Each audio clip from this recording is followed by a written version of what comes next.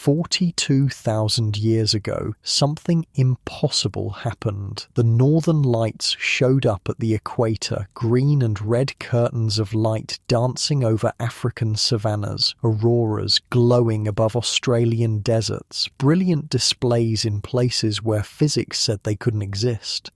This wasn't beautiful. This was terrifying. Hey, if you listen to these regularly, subscribe, drop your location and time. Someone from Denver walks their dog to these at 6 a.m. Someone in Barcelona, midnight. Everyone's doing something different.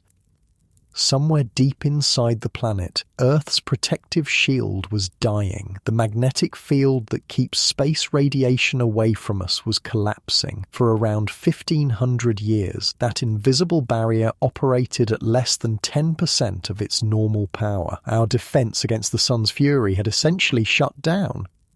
What came next changed everything. Neanderthals disappeared during this exact window. Massive animals went extinct in waves, and humans suddenly started creating art deep inside caves. The sky looked wrong because the planet's hidden architecture was breaking down.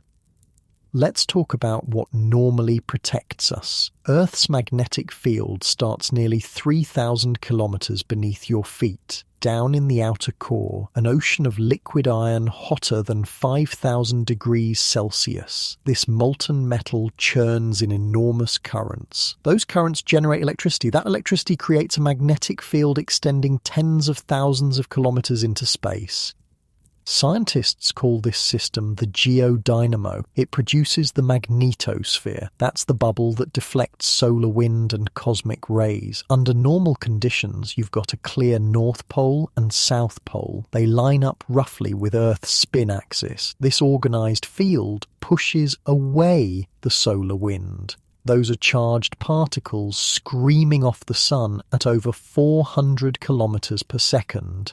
The field also scatters galactic cosmic rays. High-energy particles from distant supernovas moving at nearly light speed. But here's the thing, the geodynamo isn't stable. Flow patterns in that outer core shift over centuries, over millennia. Sometimes the whole system destabilizes catastrophically. The magnetic field weakens, the poles wander around. In extreme cases, they swap places completely. North becomes south, south becomes north. These are geomagnetic reversals when they're permanent, excursions when they're temporary. Around 42,000 years ago, during the late Pleistocene, the geodynamo entered one of these excursions, the Laschamps excursion, named after lava flows in France where scientists first detected it. The magnetic field strength dropped to between 6 and 10% of what we have today. At the peak of the reversal, the field may have hit as low as 0 to 2% of normal. The poles didn't just weaken, they wandered erratically across the entire globe, sometimes drifting toward the equator, occasionally crossing into the southern hemisphere. The field broke apart into a weak, chaotic configuration, multiple smaller poles scattered across the planet instead of one clear north and south. This unstable state lasted several hundred years at its worst. The entire process of collapse, reversal, and recovery took roughly 1,500 years.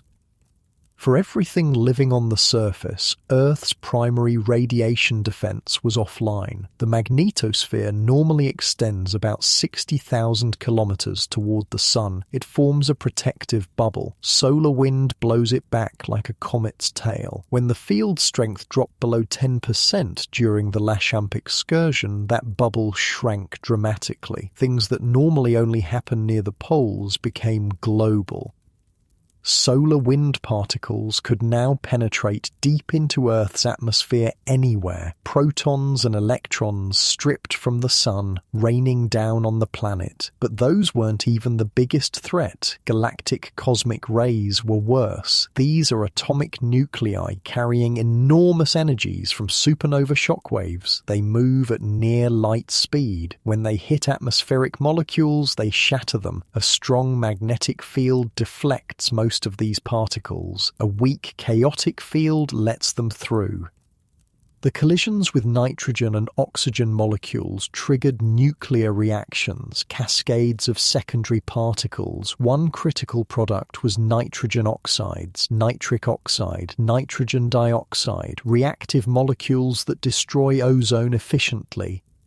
Ozone exists primarily in the stratosphere, 15 to 35 kilometers up. It absorbs the most dangerous ultraviolet wavelengths, UVB radiation, UVC radiation. The nitrogen oxides produced by cosmic ray bombardment acted as catalysts, breaking ozone molecules apart faster than sunlight could recreate them. The ozone layer thinned significantly across the planet.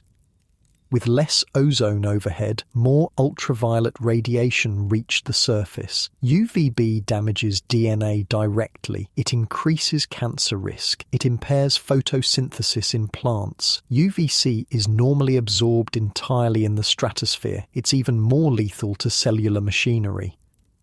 The ionized atmosphere produced visible effects. Auroras, usually confined to high latitudes, appeared everywhere. The sky over equatorial Africa glowed nightly. Central Australia saw shifting curtains of red, green, and violet light. The Amazon rainforest watched the sky dance with colours that had no business being there.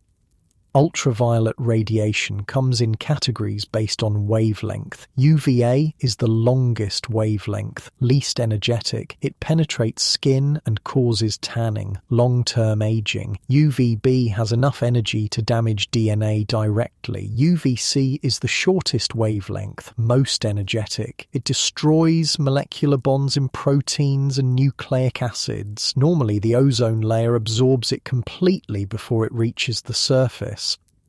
During the Adams event, with ozone depletion widespread, surface UV levels increased across all three categories. The magnitude is hard to quantify precisely from proxy data, but atmospheric models show it was significant enough to produce measurable biological stress.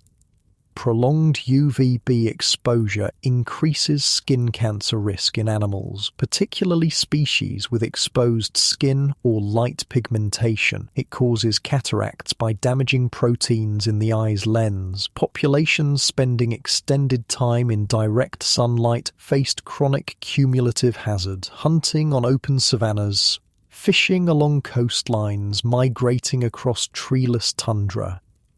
Plants faced a different problem. Photosynthesis depends on chloroplasts, organelles containing chlorophyll and other pigments that capture light energy. UVB radiation damages the DNA within chloroplasts. It disrupts the photosynthetic machinery. Growth rates drop, seed production falls. In high doses, it can stunt or kill plants outright. Forests with dense canopies offered some protection for understory plants, but grasslands received direct exposure. Tundra got hammered. Open shrublands had nowhere to hide. The most vulnerable ecosystems were in regions with little cloud cover and high solar intensity. Tropical and subtropical zones. High-altitude environments where the atmosphere is thinner. Desert margins. Savannas, Mediterranean scrublands. These places experienced significant stress. Herbivores dependent on these plant communities faced less predictable food availability. Carnivores hunting those herbivores felt the pressure cascade upward through the food chain. Neanderthals had evolved in Eurasia over hundreds of thousands of years. They likely developed lighter skin pigmentation, an adaptation to lower UV levels at higher latitudes. It improves vitamin D synthesis in low-light conditions. This adaptation made them particularly vulnerable to increased UV radiation during the Adams event. Modern humans were different. Many had only recently migrated out of Africa. They retained darker pigmentation. They had better natural protection against the radiation surge. The radiation problem wasn't acute poisoning, it was chronic exposure over generations. Higher cancer rates, reduced fertility, impaired vision. For populations already stressed by other factors, this added another pressure on survival.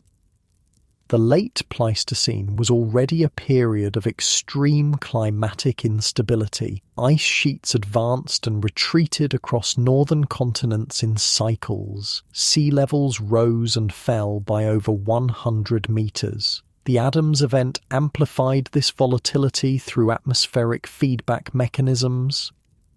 Galactic cosmic rays ionize air molecules. They create charged particles that serve as condensation nuclei. Water vapor forms droplets around them. Higher cosmic ray flux produces more clouds, particularly low-altitude clouds. These reflect incoming solar radiation back to space.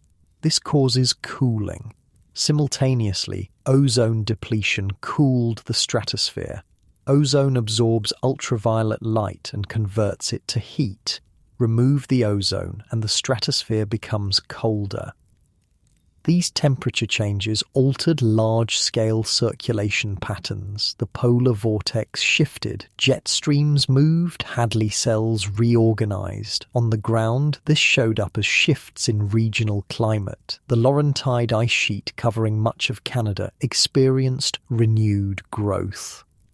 New Zealand's Southern Alps glaciers expanded significantly. Australia underwent severe aridification. Lake levels dropped. Wetlands dried. Vegetation shifted toward drought-tolerant species.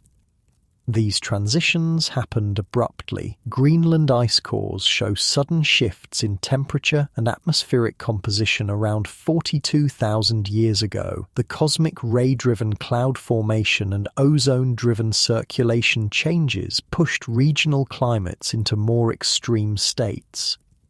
For Ice Age ecosystems, this meant unpredictability. Mammoths following established migration routes found seasonal vegetation had failed. Caribou adapted to tundra-faced sudden forest encroachment or vegetation retreat into isolated refugia. Predators like cave lions experienced boom and bust cycles in prey availability. The Adams event acted as a climate amplifier. It added new variables that increased the frequency and severity of environmental shocks.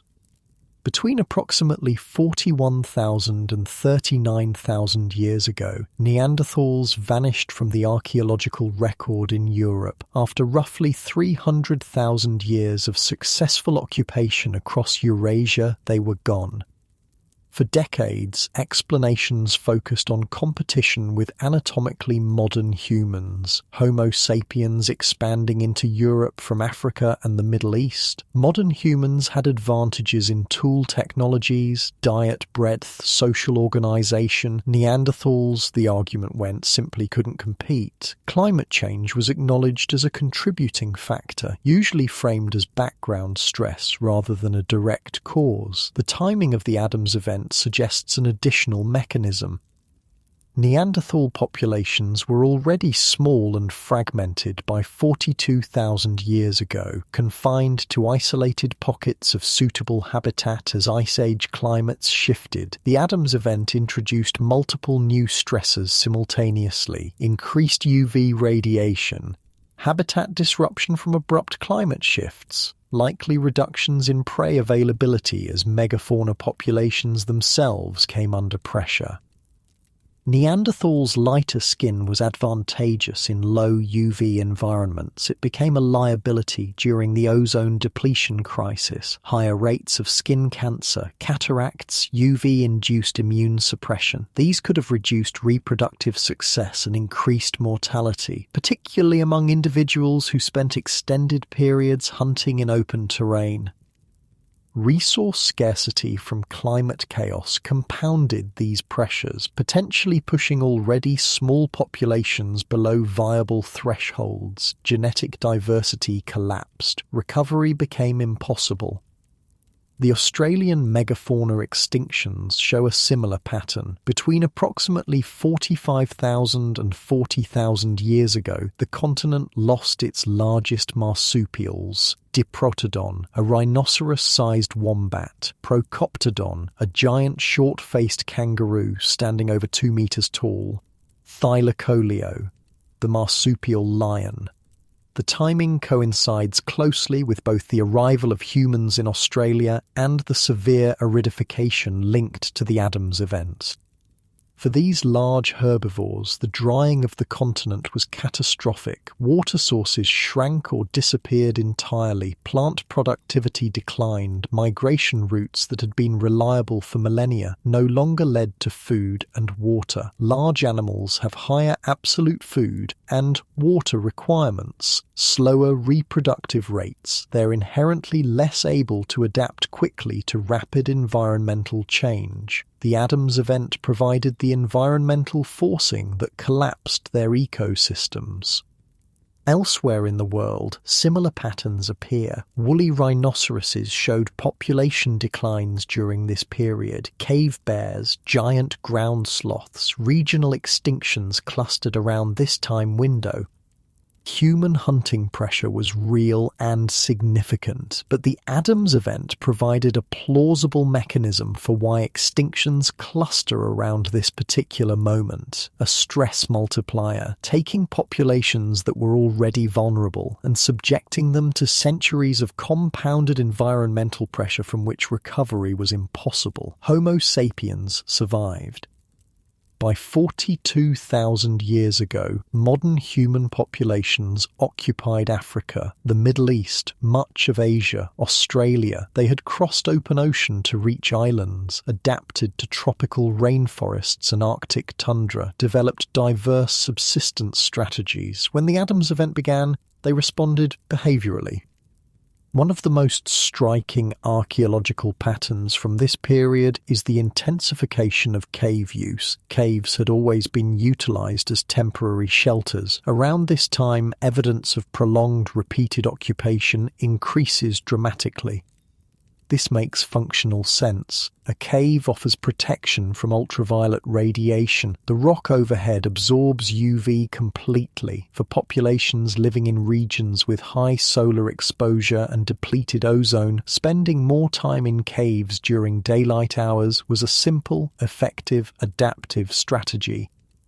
Red ochre shows a marked increase in use during this period, a naturally occurring iron oxide pigment ranging in colour from yellow to deep red. Ochre had been part of human material culture for over 100,000 years, used for symbolic purposes, body decoration, rock art.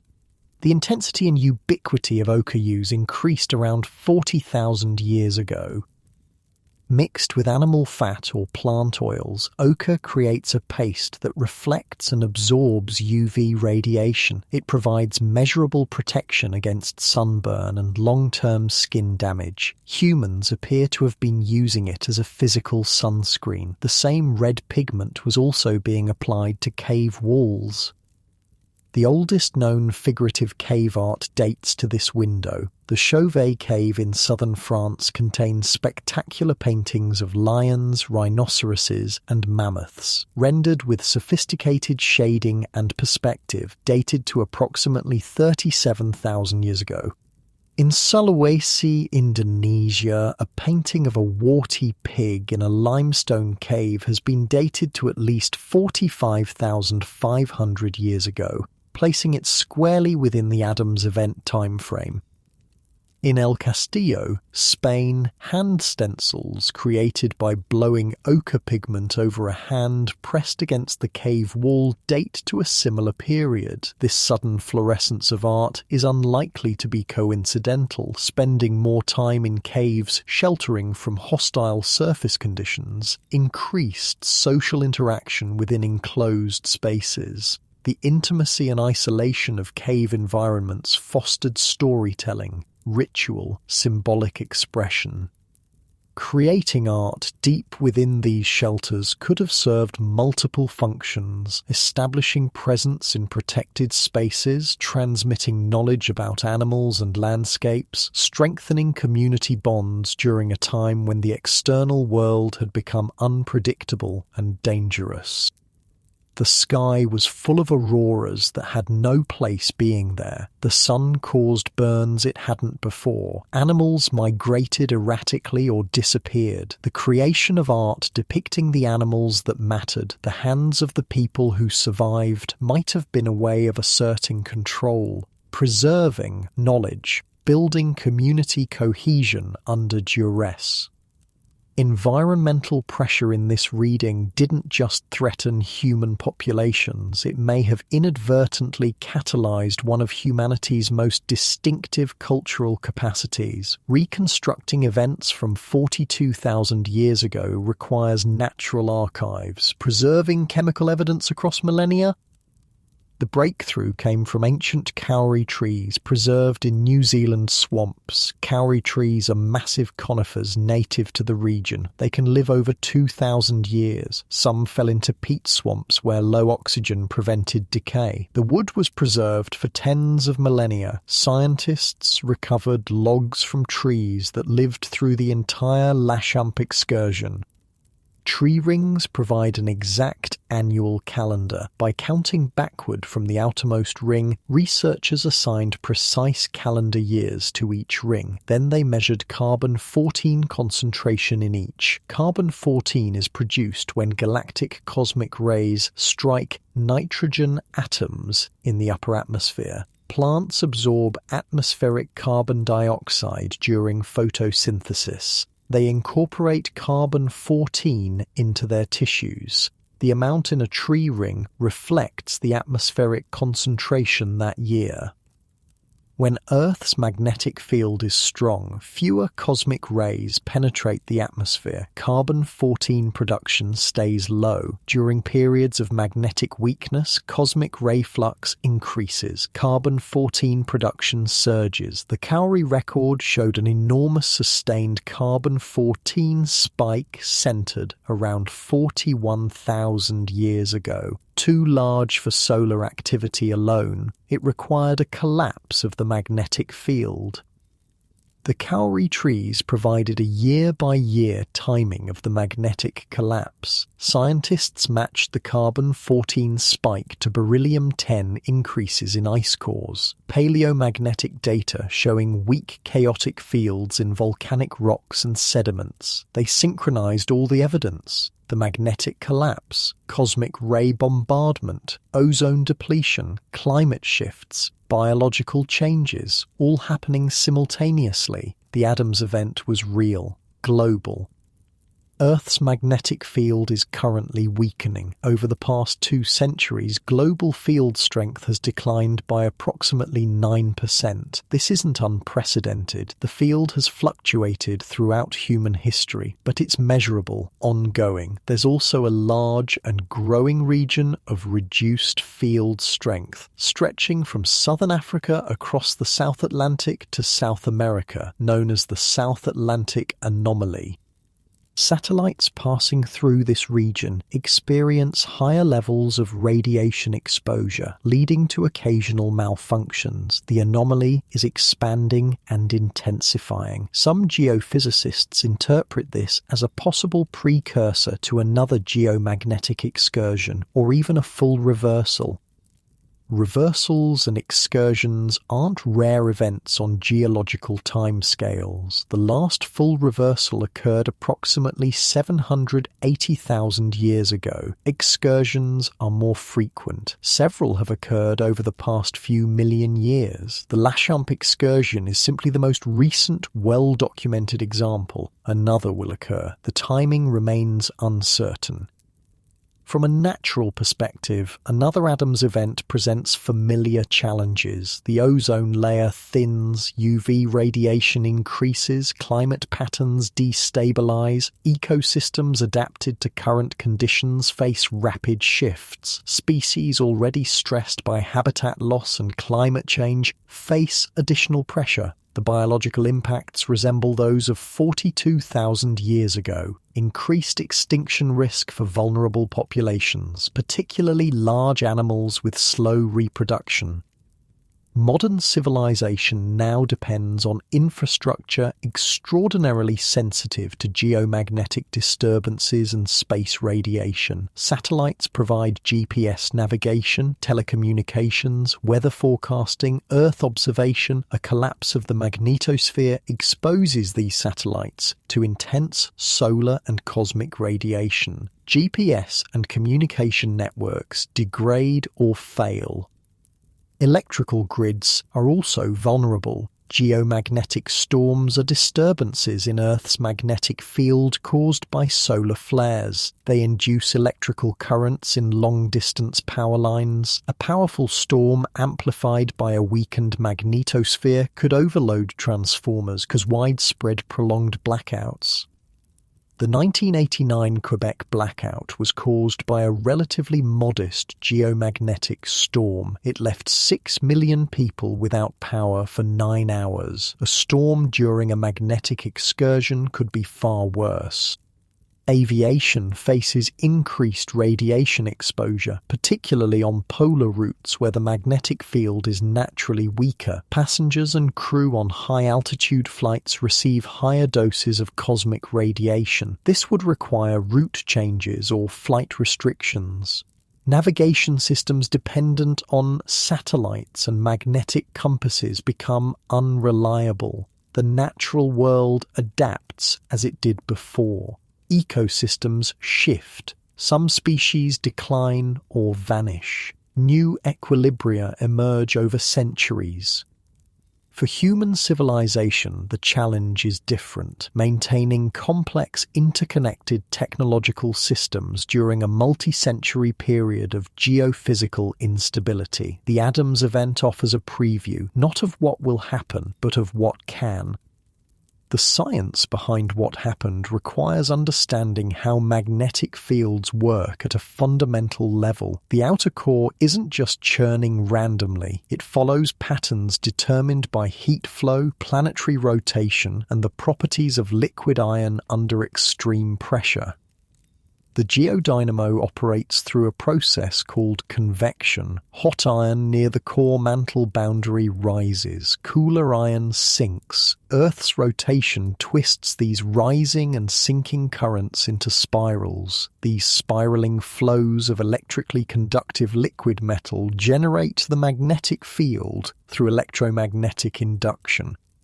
It's the same principle that makes an electric generator work. Move a conductor through a magnetic field and you produce electricity. Move electricity through a conductor and you produce a magnetic field. In Earth's core, you have a self-sustaining feedback loop. The magnetic field helps organize the flow. The flow reinforces the magnetic field. But this system has instabilities built into it. Small perturbations in the flow pattern can grow over time. The symmetry breaks down. Instead of one organized dipole field with north and south poles, you get complex multipolar fields, multiple weaker poles scattered around the planet. During the Laschamps excursion, paleomagnetic records show the field became chaotic. Volcanic rocks that cooled during this period preserved magnetic signatures pointing in wildly different directions. Sediment cores show layers where magnetic particles are oriented randomly. The organized structure had collapsed. This chaos at the core translated to chaos at the surface.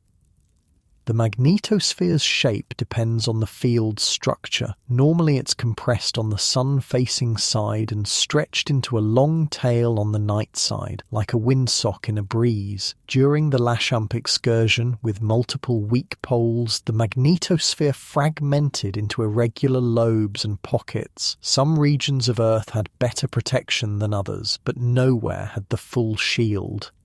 Solar wind could find gaps, pathways through the weakened defense. High-energy particles that would normally be deflected miles above the atmosphere now penetrated down to where air molecules are dense enough to interact. The atmosphere became a battleground between incoming radiation and molecular oxygen and nitrogen.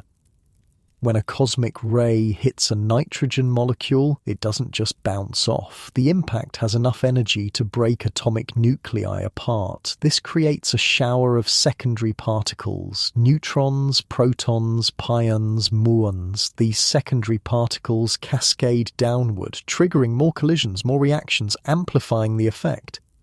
Some of these collisions convert nitrogen into carbon-14. That's useful for dating, but other collisions produce nitrogen oxides, and those molecules are catalysts for ozone destruction. Here's how the ozone destruction works. An ozone molecule is 3 oxygen atoms bonded together. Oxygen 3. It's unstable but persistent in the stratosphere where there's enough UV light to constantly recreate it from regular oxygen molecules. Nitrogen oxide reacts with ozone to produce nitrogen dioxide and regular oxygen. Then nitrogen dioxide reacts with oxygen atoms to regenerate nitrogen oxide. The nitrogen oxide isn't consumed in the process. It just keeps breaking apart ozone molecules. One nitrogen oxide molecule can destroy thousands of ozone molecules before something else removes it from the cycle. During the Adams event, cosmic ray flux increased dramatically. More nitrogen oxides were produced continuously. The ozone layer couldn't keep up with the destruction. Ozone concentrations dropped, not uniformly. Different altitudes and latitudes experienced different levels of depletion, but overall the protective layer thinned significantly. This had cascading effects on atmospheric chemistry and temperature structure. The stratosphere is normally warmer than the troposphere below it because ozone absorbs UV light and converts it to heat. Remove the ozone and the stratosphere cools. This changes the temperature gradient between atmospheric layers. That gradient drives circulation patterns.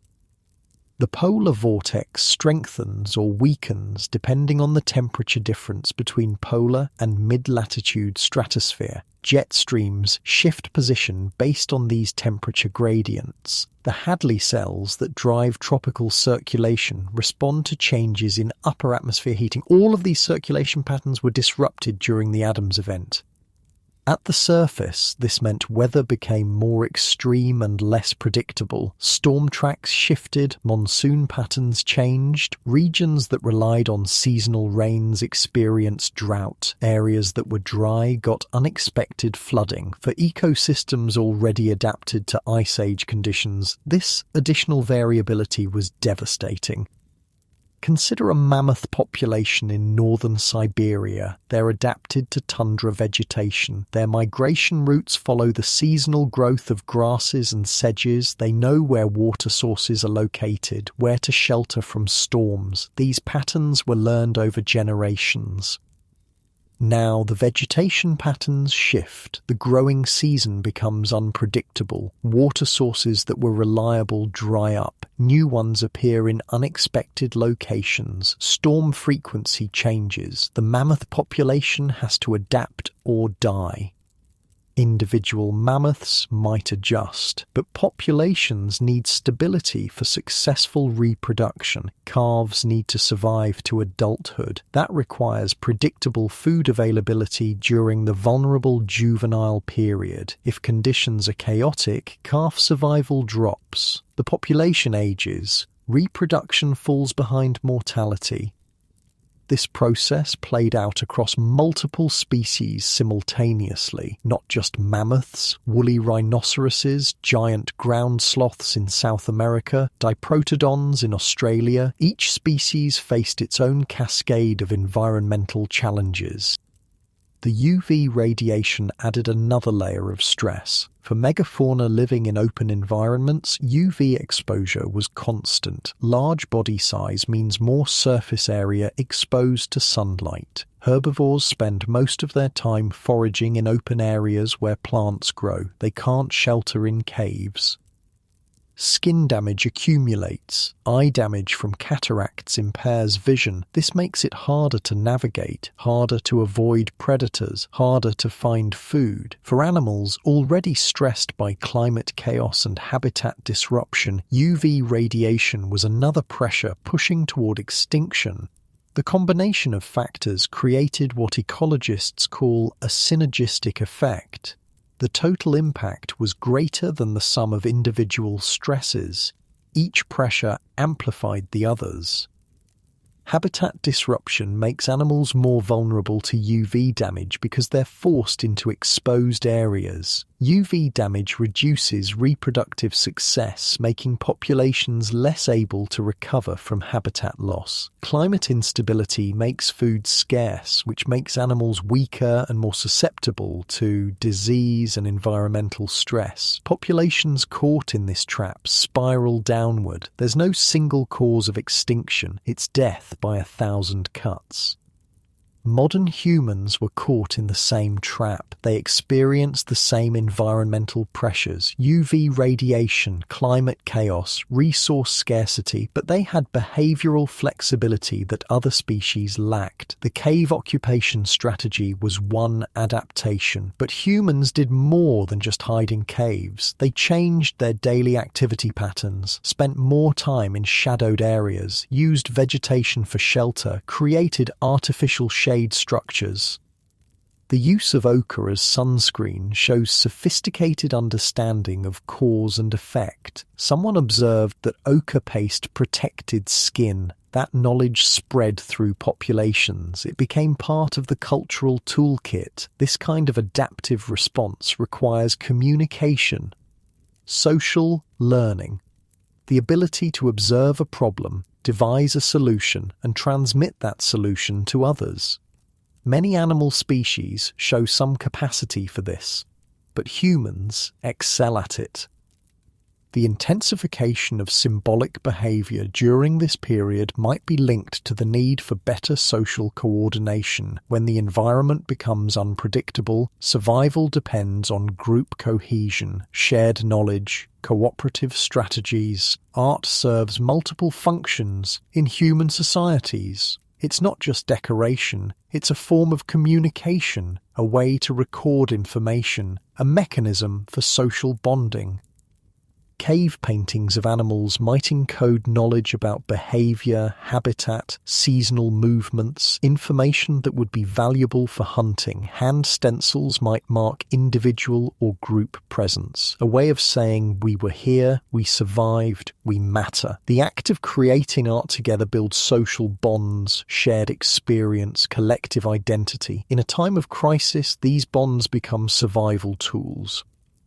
The artistic explosion during the Adams event might not be a coincidence. It might be an adaptive response, a way for human groups to strengthen social cohesion in the face of unprecedented environmental stress. This doesn't diminish the significance of the art.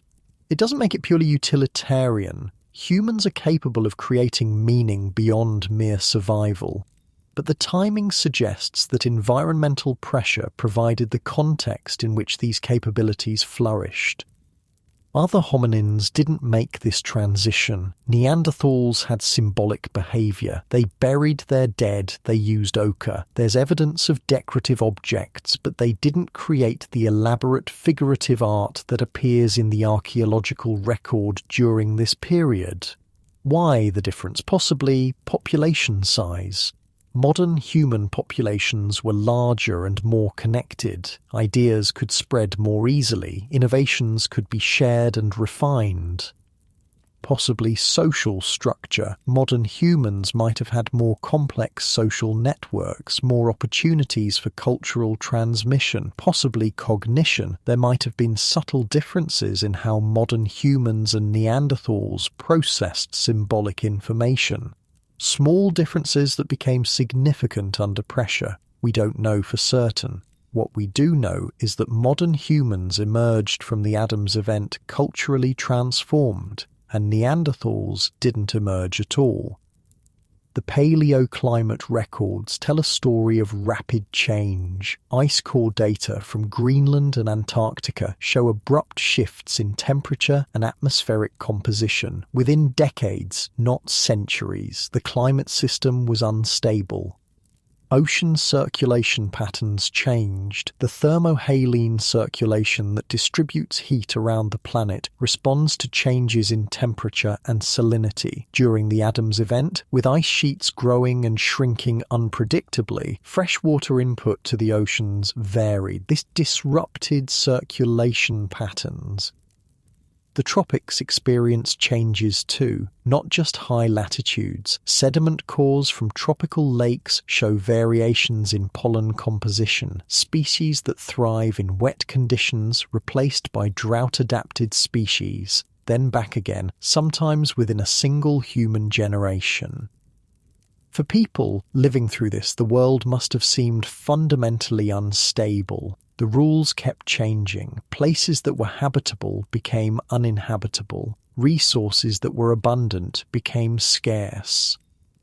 Survival required adaptability, flexibility, the ability to learn new strategies quickly. Modern humans had those capacities. The Adams event tested them to the limit. The evidence for the Laschamps excursion didn't come from a single source. It came from multiple independent lines of investigation that converged on the same conclusion. Paleomagnetic studies were the first clue. When volcanic lava cools, iron minerals align with Earth's magnetic field. They lock in place as the rock solidifies. By analyzing these frozen magnetic signatures in rocks of known age, scientists reconstructed past field configurations.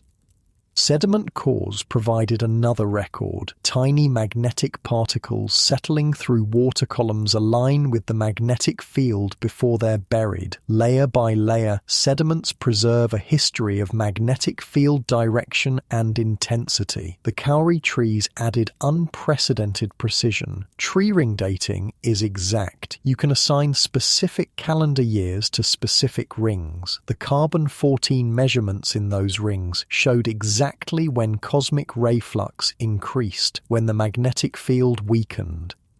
Ice cores from Greenland and Antarctica contributed beryllium-10 data. Like carbon-14, beryllium-10 is produced by cosmic rays hitting the atmosphere. It gets incorporated into ice as snow falls. More cosmic rays mean more beryllium-10. The ice core record matched the tree ring record. Cave formations called speleothems also preserve magnetic information. As minerals precipitate from dripping water to form stalactites and stalagmites, they record the magnetic field orientation. These formations can be dated using uranium series methods. All of these records pointed to the same event. Around 42,000 years ago, Earth's magnetic field collapsed. The convergence of evidence from different methods using different materials from different locations made the case undeniable. This wasn't an artifact of measurement. It wasn't a regional phenomenon. It was global and real. Scientists could map the excursion in detail. The initial weakening, the chaotic multipolar phase, the gradual recovery. The entire sequence took roughly 1,500 years from start to finish. The weakest point, when the field dropped to near zero in some regions, lasted several hundred years. That's the span of many human lifetimes, multiple generations living under compromised protection. Today, we can measure Earth's magnetic field continuously. Satellites equipped with magnetometers map the field's strength and structure in real time. Ground-based observatories have tracked changes for over a century.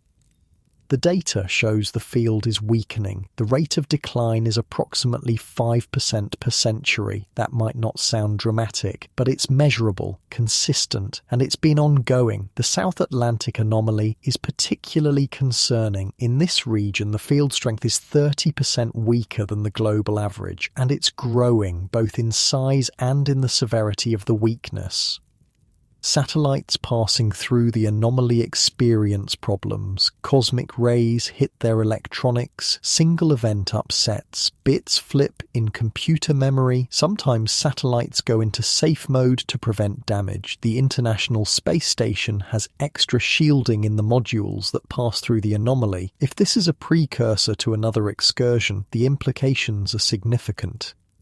A full-scale magnetic field collapse today would affect far more than biological systems. Modern civilization runs on technology that's exquisitely sensitive to radiation and electromagnetic disturbances. GPS satellites orbit at about 20,000 kilometers altitude. They're already outside most of the magnetosphere's protection. They're designed to handle normal levels of space radiation, but a magnetospheric collapse would expose them to much higher particle fluxes. Solar energetic particle events would hit satellites directly. These are bursts of high-energy protons accelerated by solar flares and coronal mass ejections. Normally, the magnetosphere deflects most of these particles. Without that protection, satellite electronics get bombarded. Radiation damage accumulates. Solar panels degrade faster. Computer systems fail. Communication links go down. If enough satellites fail simultaneously, GPS becomes unreliable or unavailable. Consider what that means. Aviation depends on GPS for navigation. Shipping uses GPS for routing. Agriculture uses GPS-guided tractors. Financial markets use GPS timing signals for transaction synchronization. Cell phone networks use GPS for tower coordination. Power grids use GPS timing for phase synchronization. The loss of GPS would cascade through interconnected systems, not all at once, but progressively, as backup systems are exhausted, as manual workarounds prove inadequate for the scale of operations. Communication satellites face similar threats. Geostationary satellites at 36,000 kilometers altitude, low Earth orbit constellations, all vulnerable to increased radiation, all critical for global communications. The electrical grid has its own vulnerabilities. Geomagnetic storms induce currents in long-distance power lines. This isn't hypothetical. It happens during solar storms today. The mechanism is electromagnetic induction. A changing magnetic field induces electrical currents in conductors. During a geomagnetic storm, Earth's magnetic field fluctuates rapidly. These fluctuations induce currents in power lines spanning hundreds or thousands of kilometers. These induced currents are called geomagnetically induced currents, GICs. They flow through the grid's grounding points into transformers. Transformers aren't designed to handle DC currents. The GICs cause transformer cores to saturate. This generates excessive heat, harmonic distortion. In severe cases, transformers can be permanently damaged. The Quebec blackout of 1989 was caused by this mechanism. A solar storm hit Earth's magnetosphere. The resulting magnetic field fluctuations induced currents in Quebec's power grid. Within 90 seconds, the entire grid collapsed. 6 million people lost power. That was from a storm when Earth's magnetic field was at normal strength. During a magnetic excursion with field strength at 10% or less, the same solar activity would have much larger effects. The magnetosphere normally absorbs and deflects solar wind energy. A weak magnetosphere allows more energy to couple directly into Earth's atmosphere and magnetic field. Geomagnetic disturbances become more intense, more frequent. GICs become stronger. Power grids around the world would face repeated intense disturbances. Utilities would struggle to protect equipment. Blackouts would become common. Replacing damaged transformers takes months. Manufacturing capacity for large power transformers is limited. A major geomagnetic event could damage hundreds of transformers simultaneously. the economic impact would be catastrophic, not just from power outages, from the disruption of all systems dependent on reliable electricity, manufacturing, water treatment, food refrigeration, healthcare, communications, finance. Aviation faces direct radiation hazards. Commercial aircraft fly at altitudes where cosmic ray exposure is already elevated. Flight crews are classified as radiation workers in some jurisdictions. They're monitored for cumulative dose. During a magnetic excursion, cosmic ray flux increases substantially. Dose rates on flights could exceed safety limits, particularly on polar routes where the magnetic field is naturally weaker even under normal conditions. Airlines would need to reroute flights. Avoid high latitudes. Fly at lower altitudes where atmospheric shielding is better. But lower altitudes mean higher fuel consumption, shorter range. Many routes would become economically unviable. Frequent solar energetic particle events would ground flights temporarily. You can't fly through a radiation storm that exceeds safety limits. Even short delays cascade through the aviation system. Flights miss connections, crews time out, aircraft are in the wrong positions. The radiation exposure isn't just about cancer risk. High-energy particles can disrupt electronics. Avionics systems could malfunction. Uncommanded events, loss of navigation, in extreme cases, loss of control. Modern aircraft have redundant systems, multiple independent computers, diverse technologies, but all of it is vulnerable to ionizing radiation at some level. The question is whether the redundancy is sufficient for sustained high radiation environment. Navigation systems would face multiple challenges. GPS unreliable or unavailable. Magnetic compasses unreliable because the magnetic field is chaotic. Inertial navigation systems work, but they drift over time. They need external references for periodic correction. Pilots would rely more on ground-based navigation aids, VOR, DME, NDB. These systems are older technology, less precise than GPS, and they require infrastructure that might not be maintained if GPS had been assumed to be the primary navigation method. The space industry would face its own crisis. Satellites in low Earth orbit pass through the South Atlantic anomaly multiple times per day. During a full excursion, the entire orbit would be anomaly, high radiation everywhere. Satellite lifetimes would decrease, replacements would be needed more frequently, but launches might be delayed due to higher radiation risk during ascent. Spacecraft charging effects would increase, surfaces accumulate electrical charge from plasma exposure. This can lead to discharges that damage sensitive components. The International Space Station would need enhanced shielding or evacuation. Astronauts can't stay in high radiation environment indefinitely. Dose limits exist for good reason. Exceed them and cancer risk becomes unacceptable. Future Mars missions would face complications. You need accurate positioning and timing to launch interplanetary missions. GPS provides that. Alternative methods exist, but they're less precise, more complex to implement. The military relies heavily on GPS and satellite communications, precision weapons, navigation, coordination, command and control, all dependent on space assets. A prolonged degradation of space capabilities would force a return to older methods, less precise, less effective. Financial markets would experience disruption. High-frequency trading depends on precise timing, microsecond synchronization between exchanges. GPS provides that timing. Without it, trading systems would need alternative time sources, atomic clocks, network time protocols. But these don't have the reliability and coverage of GPS. Even a brief loss of synchronization could trigger errors. Trades executed out of sequence, price mismatches between markets, the potential for cascading failures.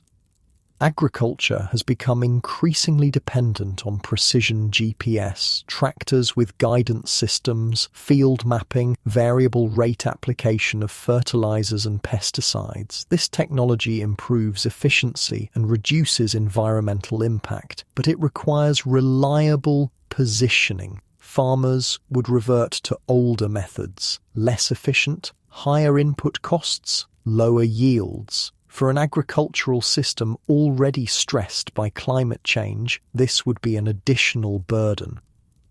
The supply chain depends on logistics tracking, shipping containers, trucks, ships, all tracked using GPS. Warehouse systems rely on timing synchronization. Just-in-time delivery depends on precise coordination. Disruption to these systems would create inefficiencies, delays, lost shipments, inventory problems. The global economy is optimized for efficiency. It has little slack. Small disruptions propagate and amplify. None of these impacts would necessarily be catastrophic in isolation, but they would occur simultaneously across multiple sectors in multiple countries. The cumulative effect would test the resilience of modern civilization. The Laschamps excursion didn't end abruptly. The recovery was gradual. Over several centuries, the magnetic field strengthened. The multipolar chaos resolved back into a dipole structure. North and south poles re-established themselves in roughly their current positions.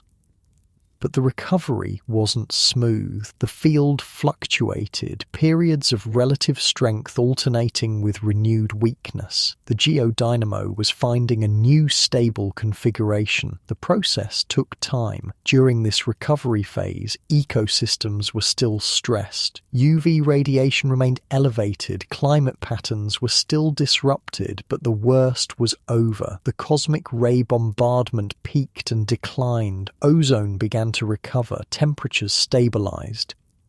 Species that survived the bottleneck began to recover population numbers, but recovery rates varied. Fast reproducing species with short generation times bounced back quickly. Slow reproducing megafauna recovered slowly or not at all. The mammoth populations that survived were concentrated in refuge areas, places where conditions remained tolerable through the worst of the crisis. Northern Siberia, parts of Alaska, isolated pockets in Europe. These refuge populations were genetically distinct from each other, isolated by geography and climate barriers. Gene flow between populations was limited. Each population adapted to its local conditions. Some lineages went extinct anyway, not during the crisis itself, but in the centuries afterward. Small populations are vulnerable. Random events can wipe them out. Disease outbreak, harsh winter, predation, bad luck. Other megafauna species never recovered at all. The Australian diprotodon was gone, the marsupial lion extinct, giant kangaroos vanished. The ecosystems they were part of reorganized around their absence. In South America, giant ground sloths disappeared from much of their range. Some populations persisted for thousands of years in isolated areas, but they were living on borrowed time. Eventually, they too went extinct. The pattern is clear across multiple continents. Large-bodied animals were hit hardest, particularly herbivores, particularly species with specialized diets or specific habitat requirements. Smaller animals fared better. Rodents, birds, reptiles, amphibians, they could shelter more easily, reproduce more quickly, adapt to changing conditions, their populations bounced back. Plant communities underwent major restructuring. Species composition changed. Drought-adapted plants expanded in some regions, cold-adapted species in others. The pollen record shows these shifts happening over decades to centuries. Forests advanced into areas that had been grassland. Grasslands expanded into areas that had been forest. Wetlands dried up or formed anew. The landscape was in flux. For human populations, the recovery period was a time of opportunity. Megafauna were declining but still present. Hunting was productive. Climate was stabilizing. The worst UV exposure was over. Human populations expanded, filled new territories, reached regions that had been uninhabitable during the peak of the crisis. Australia saw population growth, Europe, Asia, the Americas. Archaeological sites from this period show increasing sophistication in tool technology, blade tools, composite tools with multiple components, specialized tools for specific tasks. This wasn't just technological progress, it was cultural evolution in response to environmental challenge. The art tradition that began during the crisis continued, expanded, became more elaborate. Cave paintings grew more sophisticated, three-dimensional use of cave surfaces, animation effects from flickering firelight, abstract symbols alongside figurative art. Some archaeologists argue this marks the emergence of fully modern human cognition, the capacity for symbolic thought, abstract reasoning, planning, cultural transmission of knowledge. Others argue these capacities existed before the Adams event. The crisis simply created conditions where they became adaptive advantages, necessary for survival. Both views might be correct. Cognitive capacity and environmental pressure working together. The potential for symbolic behavior existed. The crisis made it essential. Neanderthals didn't have this recovery. Their populations were already too small, too fragmented. The genetic bottleneck was too severe. By 39,000 years ago, they were gone from the archaeological record, or nearly gone. Neanderthal DNA persists in modern human genomes. 1 to 4% in people of non-African ancestry. Evidence of interbreeding before or during the crisis period. Some Neanderthal lineages were absorbed into modern human populations. Their genes survive even if their distinct identity doesn't. Whether this was peaceful integration or violent replacement is debated. The genetic evidence shows it happened. The details remain unclear.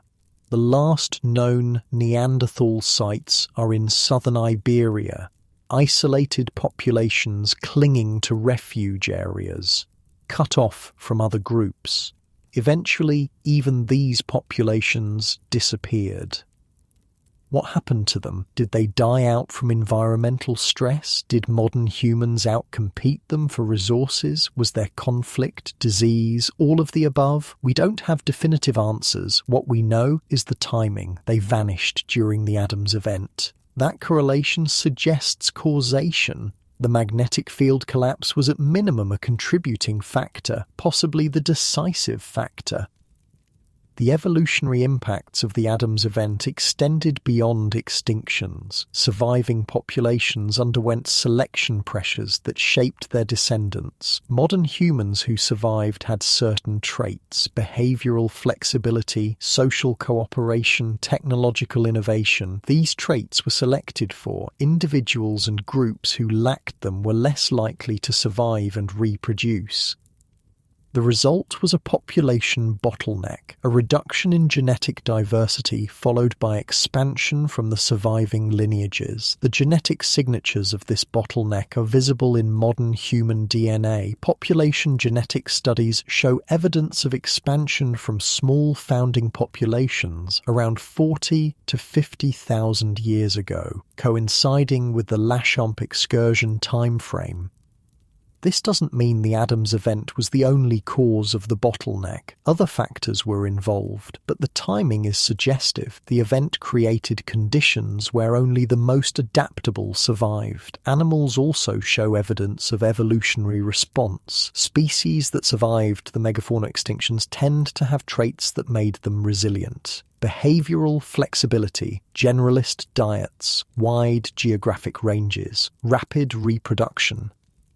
These traits became more common because species lacking them went extinct, natural selection operating on the species level, not just individual level. The oceans experience changes too. Marine ecosystems respond to atmospheric and climate changes. Ocean circulation patterns shifted during the Adams event. Nutrient distribution changed. Primary productivity fluctuated.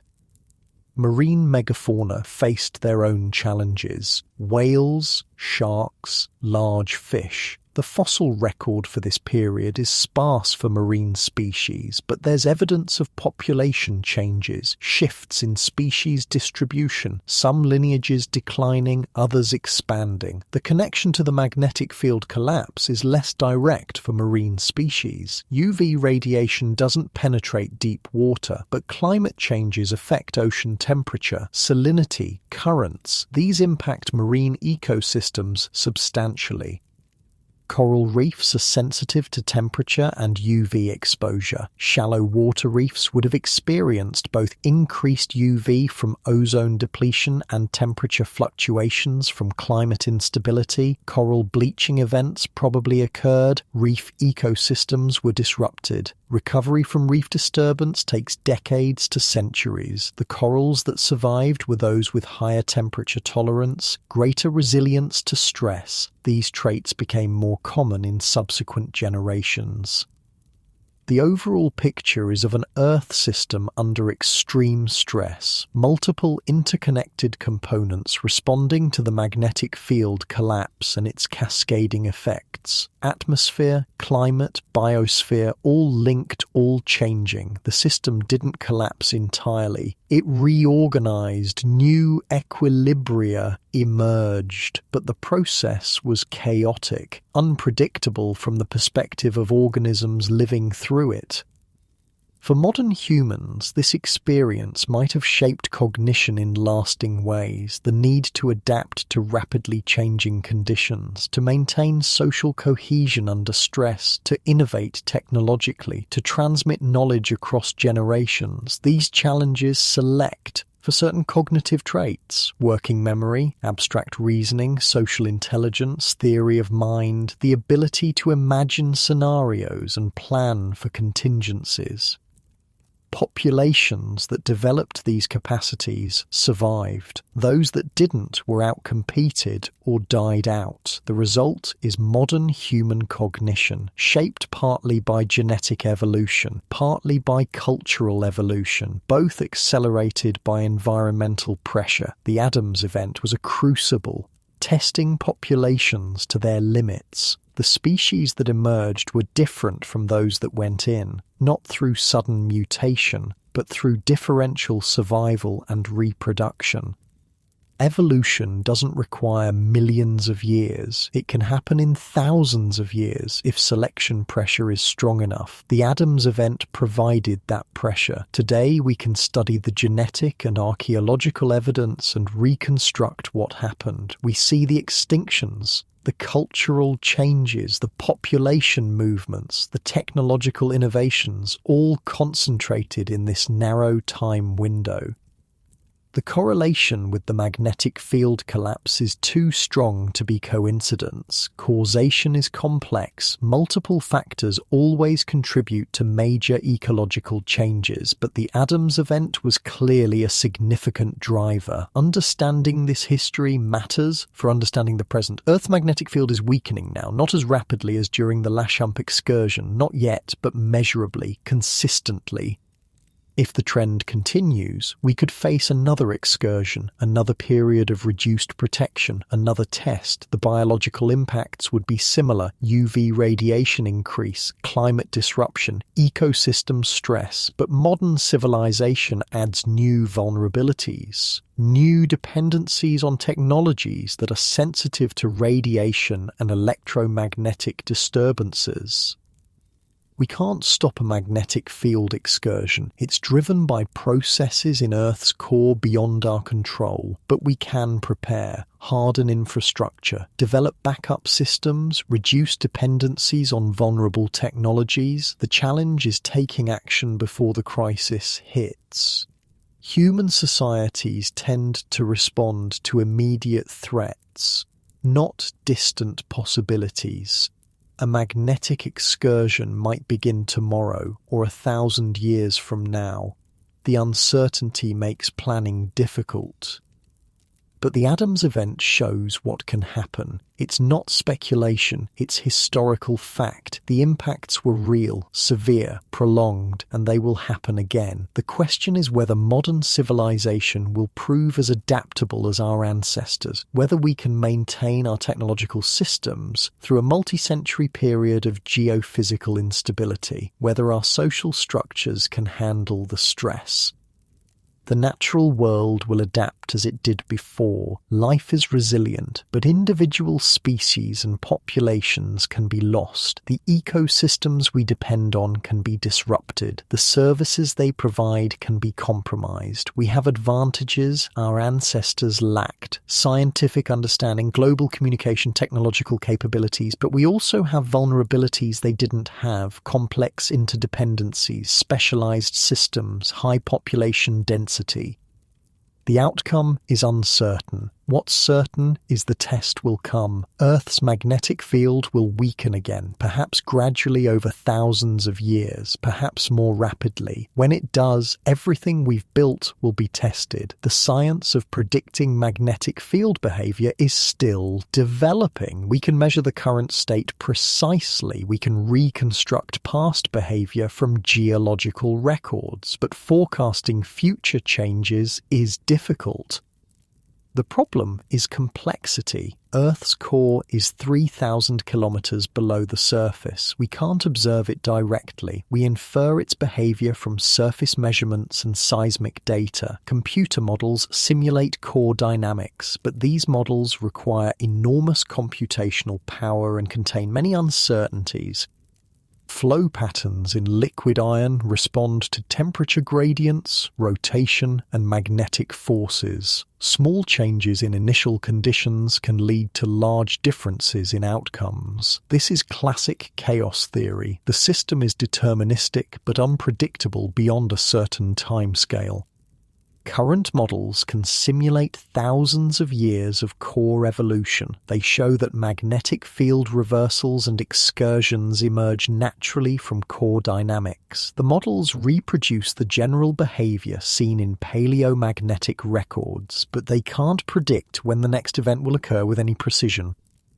The South Atlantic anomaly has some scientists concerned. It looks like it might be the beginning of an excursion. The field is weakening there. The weakening is accelerating. The region is expanding, but similar anomalies have appeared and disappeared in the past without triggering full reversals. The field has a lot of variability. What looks like the start of an excursion might just be a temporary fluctuation. We won't know until it happens, or doesn't happen. What we can do is monitor the situation closely. Satellite missions like Swarm provide continuous high-resolution measurements of the magnetic field. These measurements feed into models. As data accumulates, predictions should improve. Space weather monitoring is another critical capability. Solar activity drives geomagnetic disturbances. During a magnetic excursion, the same solar activity would have larger effects, but we can track solar activity, predict when storms will hit, issue warnings.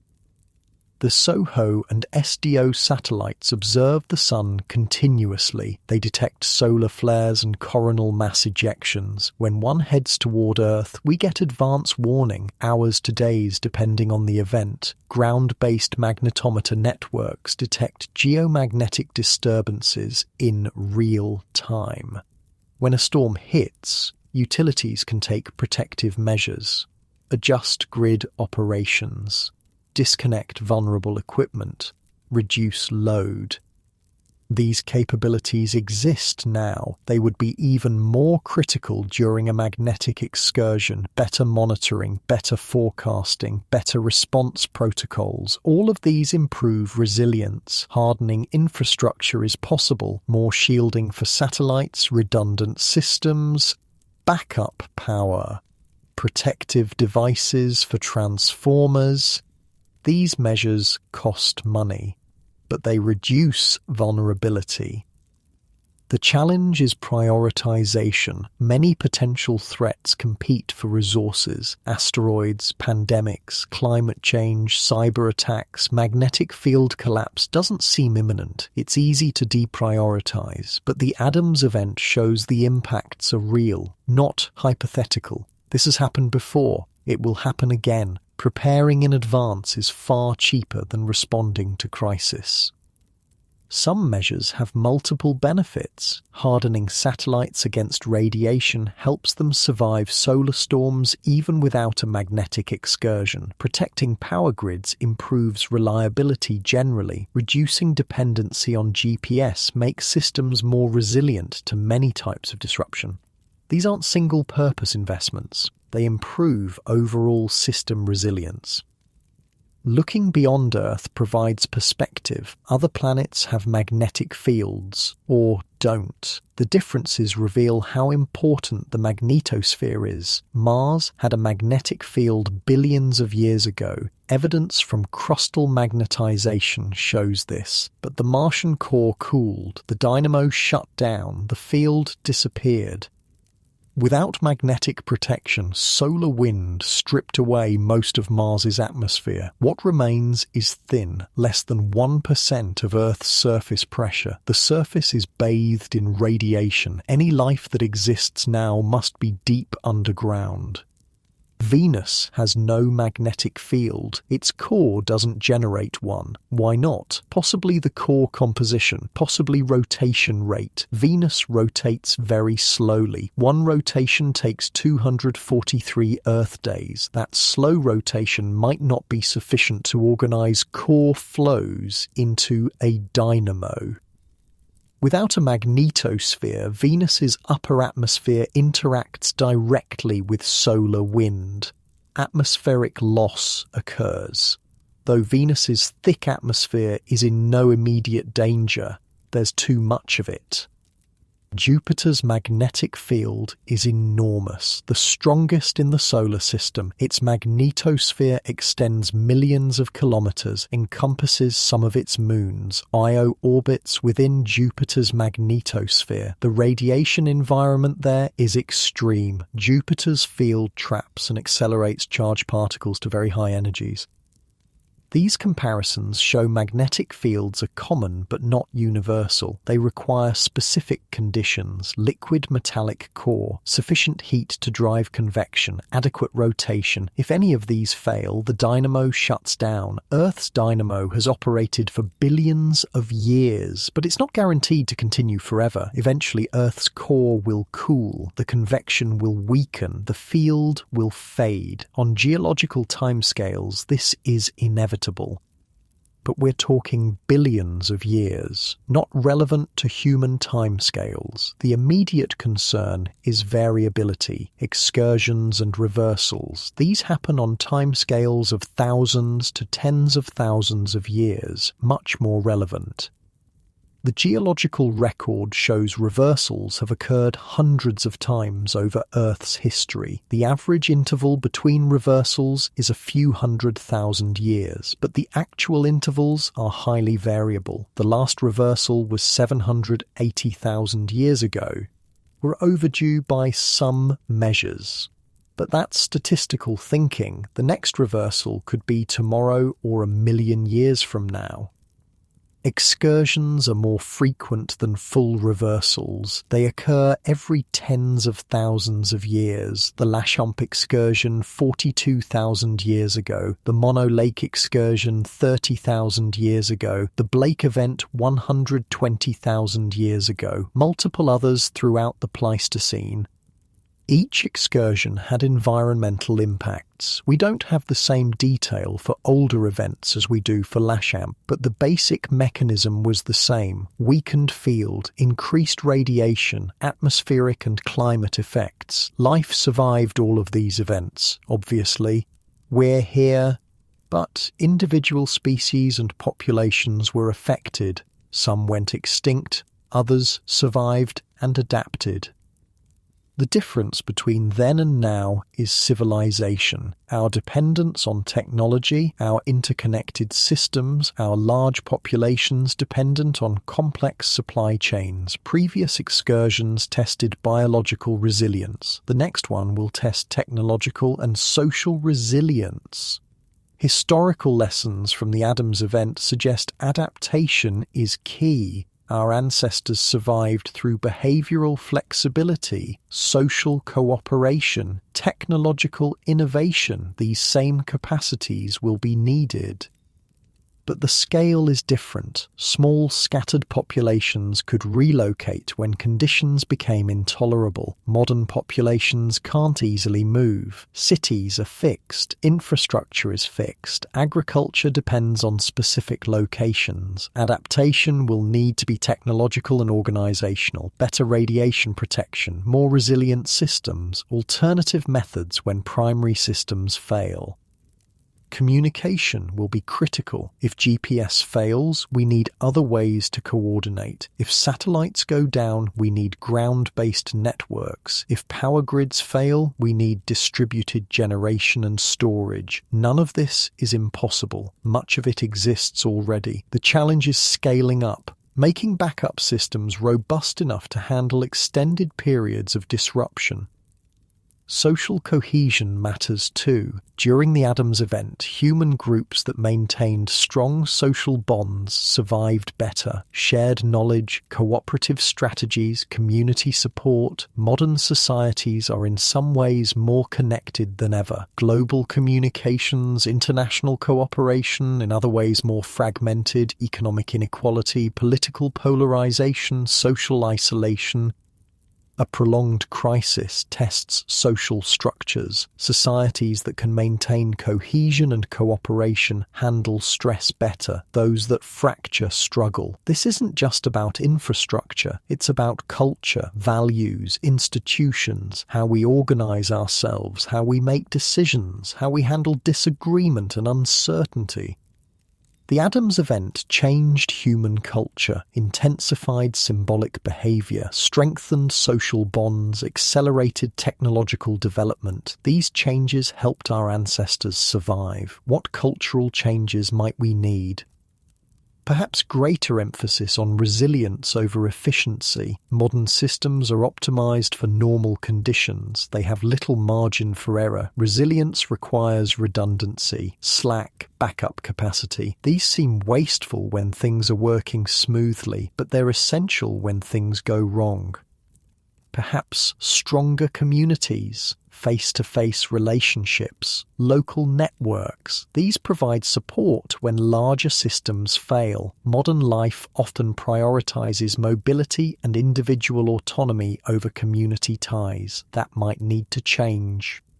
Perhaps different attitudes toward risk. Modern society tends to ignore low-probability, high-impact events. We focus on what's immediate and certain, but magnetic excursions are both low probability on human timescales and very high impact. Planning for them requires thinking differently about risk. These cultural shifts won't happen automatically. They require conscious effort, leadership, education, investment, and they're hard to motivate when the threat seems distant and uncertain.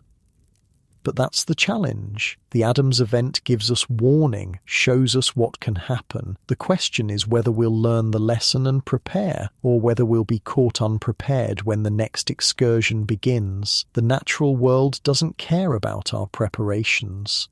Magnetic field reversals happen regardless of human activity. Earth's core follows physical laws we understand but can't control. What we can control is our response, how well we prepare, how adaptable our systems are, how resilient our societies are. The 42,000-year-old story has modern relevance, not as ancient history, as prologue. The same forces that reshaped the world then are building again now. The field is weakening. The anomaly is growing. The next chapter is approaching. Whether that chapter involves a full excursion or just temporary fluctuation remains to be seen. Either way, being prepared is prudent. Understanding the mechanisms, monitoring the changes, building resilience into our systems. The Adams event was a test our ancestors passed. Barely. With significant losses. But they survived. Adapted. Emerged stronger in some ways.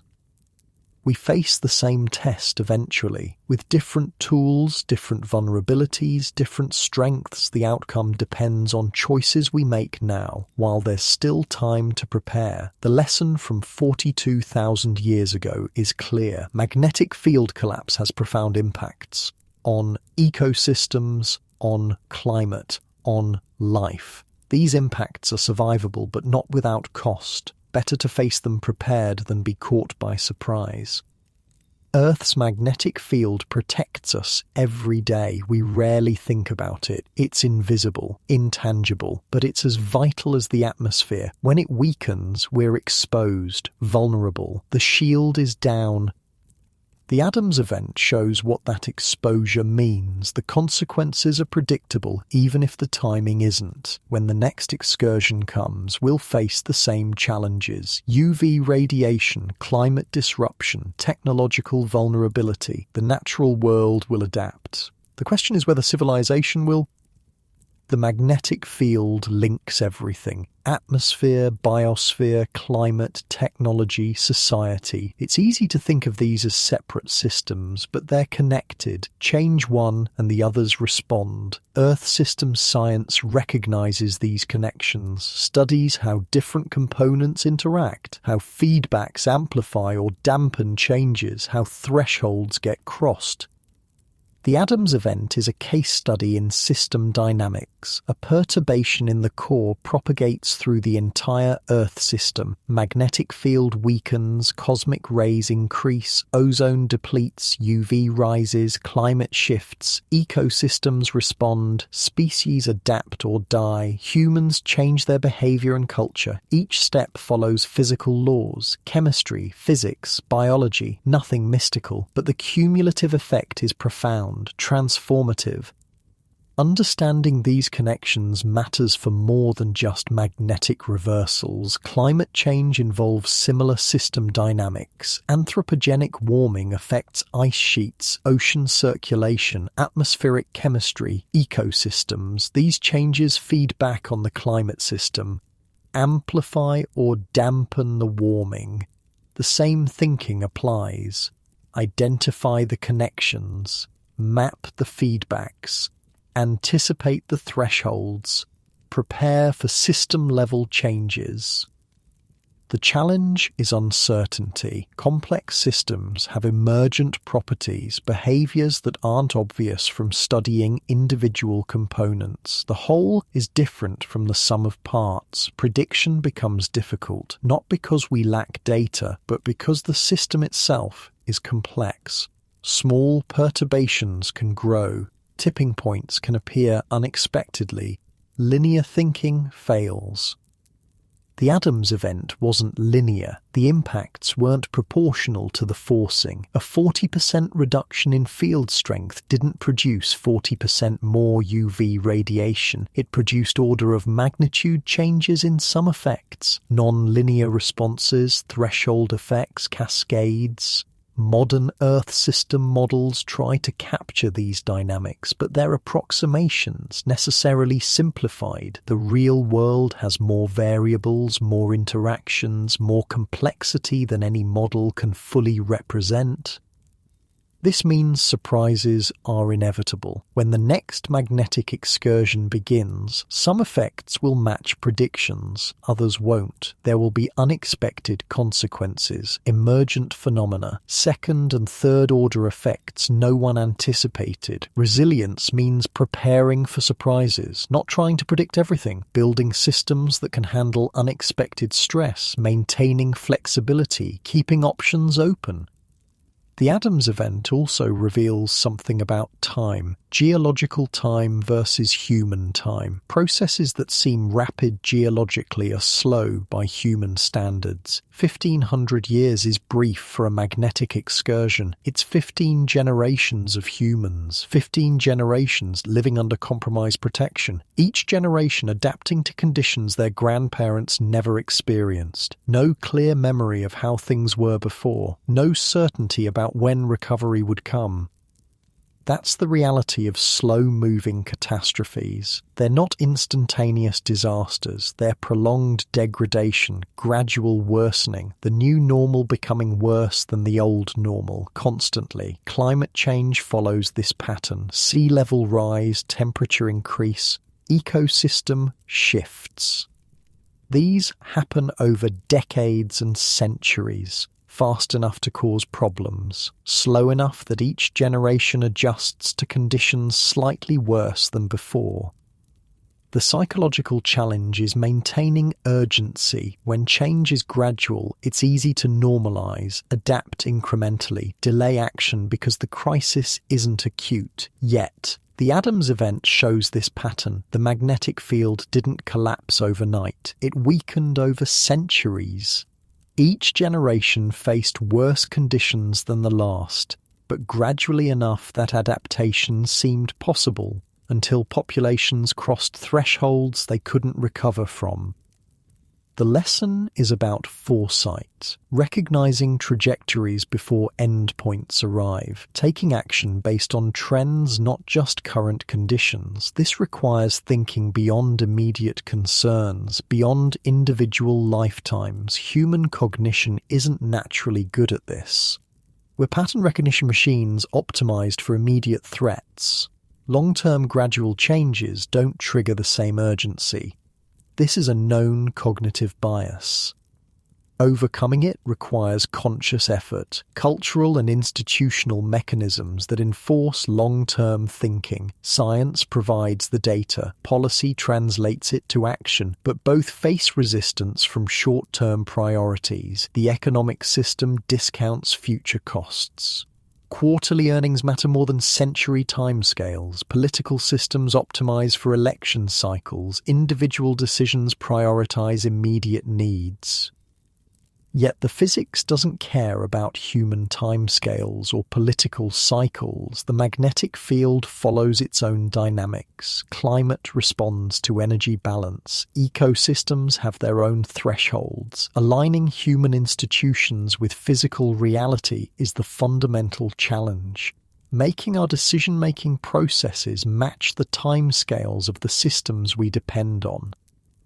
Some ancient cultures did this better. Indigenous societies with intergenerational knowledge transmission, decision-making that considered impacts 7 generations ahead. These weren't technologically advanced societies, but they had cultural technologies for long-term thinking.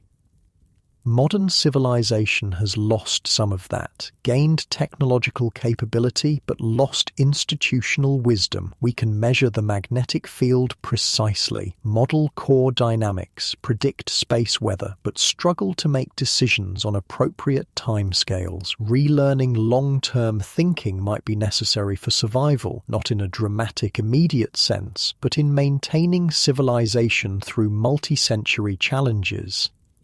The Adams event offers perspective on human potential. Our ancestors faced conditions we can barely imagine: chaotic climate, unreliable food sources, dangerous radiation levels, no understanding of what was happening or when it would end. They survived through adaptability, cooperation, innovation. These capacities remain. The specific challenges change, but the underlying resilience persists.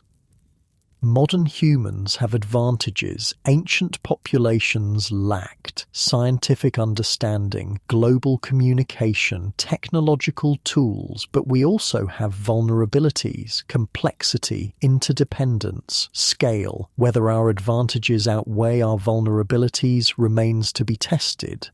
The next magnetic excursion will provide that test. Eventually. Could be soon. could be distant future. Uncertainty is part of the challenge. Preparing anyway makes sense, not from fear, from prudence, from understanding that some risks are worth mitigating even when timing is uncertain. The investment required isn't enormous by modern standards. Hardening critical infrastructure, developing backup systems, improving monitoring.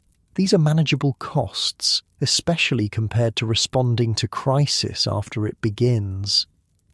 But it requires sustained attention, political will, public support. These are harder to maintain for non-immediate threats. Education helps, understanding the science, appreciating the risks, seeing the connections. An informed public is more likely to support preparedness investments.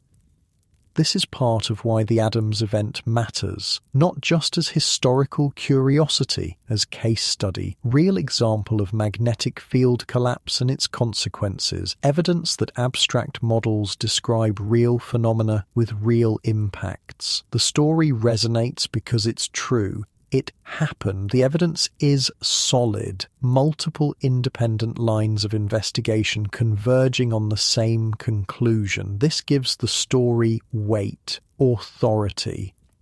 And the implications are clear. This will happen again. The magnetic field operates on cycles. Reversals and excursions are normal aspects of Earth's behavior, rare on human timescales but inevitable on geological ones. Knowing this changes the calculation. It's not speculative risk, it's eventual certainty with uncertain timing. Planning for such events is rational, prudent, necessary for long-term civilization resilience.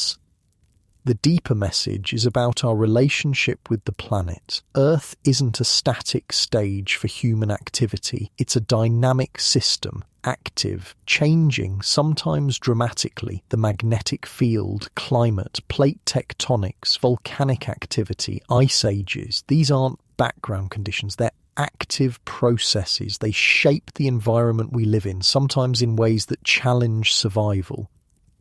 Modern civilization arose during an unusually stable period, the Holocene, 10,000 years of relatively stable climate, predictable seasons, reliable magnetic field. This stability enabled agriculture, cities, complex societies. That stability is anomalous, historically.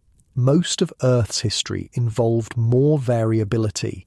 Ice ages, rapid climate shifts, magnetic excursions, mass extinctions. These are normal for the planet, just not normal for human experience.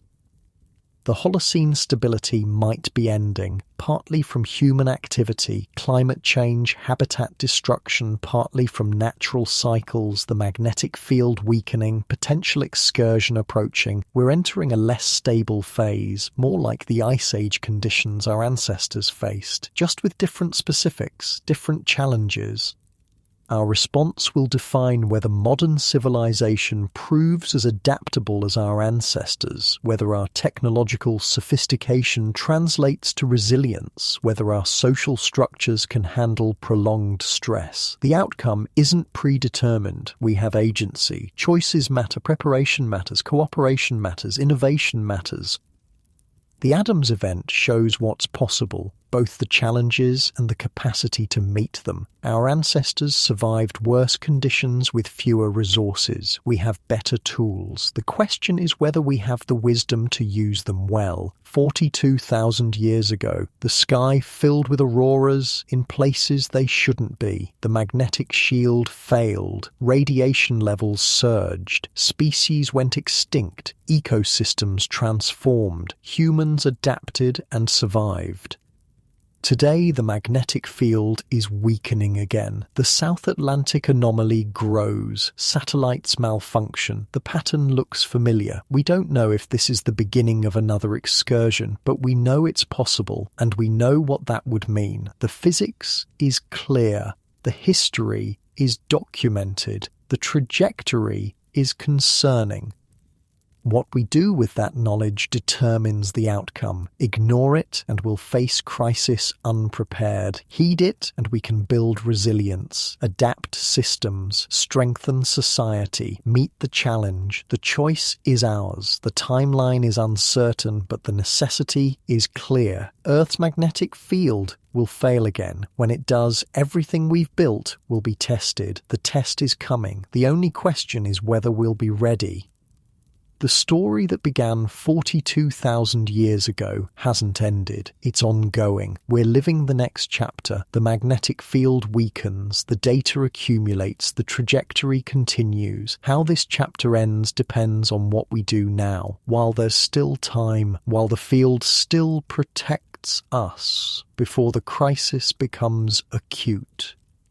The Adams event is both warning and inspiration. Warning of what can happen. Inspiration that it's survivable. Our ancestors faced the unimaginable and endured. We carry their resilience, their adaptability, their capacity to meet challenges. The magnetic field connects us to that ancient story. The same forces that tested them test us. Different manifestations, same underlying dynamics. Earth's core churns. The dynamo fluctuates, the field weakens and recovers in cycles.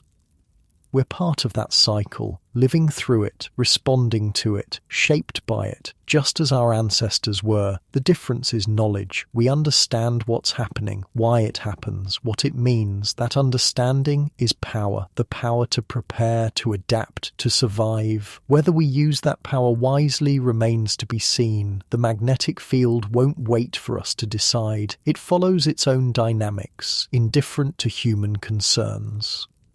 But we're not indifferent. We're participants, active agents, with the capacity to shape our response even if we can't control the forcing. That capacity defines us, makes us human. 42,000 years ago and now, the challenges change, the capacity endures, the story continues, the field weakens, the test approaches, and we prepare or we don't. The choice is ours, the consequences are inevitable, the outcome is uncertain.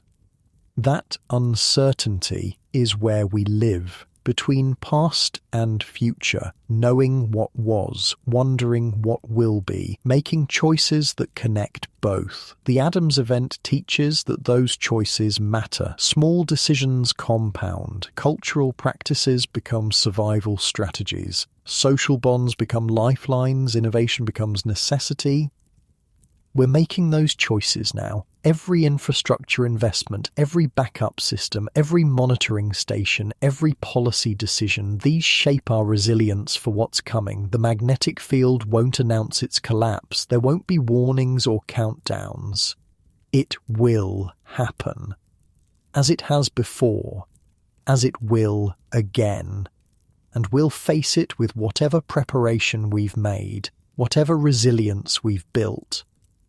That's the reality, not comfortable, not certain, but navigable. If we choose to navigate it, if we learn from history, if we prepare while we can, the northern lights will appear over the equator again someday, brilliant and impossible, beautiful and terrifying, a sign that the shield has failed, that the test has begun.